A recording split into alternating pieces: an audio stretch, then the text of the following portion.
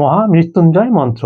আমরা জানি মহামৃত্যুঞ্জয় মন্ত্র পাঠ করলে পরে মৃত্যুকে জয় করা যায়, কিন্তু এটা ঠিক নয় যে অমর হয়ে যাবে।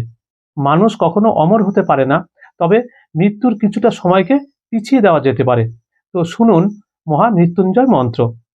ওং ত্রয়ম্বকম যজামহে সুগন্ধিং পুষ্টিবর্ধনম উর্বারুকমিব বন্ধনাৎ মৃত্যুমক্ষীয় মাতৃত্বাৎ।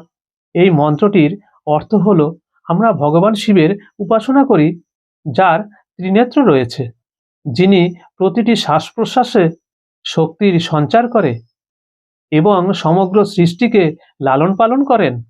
এই মন্ত্রটি আমাদের শক্তি যোগায় এবং জীবনে সুখ, আনন্দ ও শান্তির অনুভূতি প্রদান করে।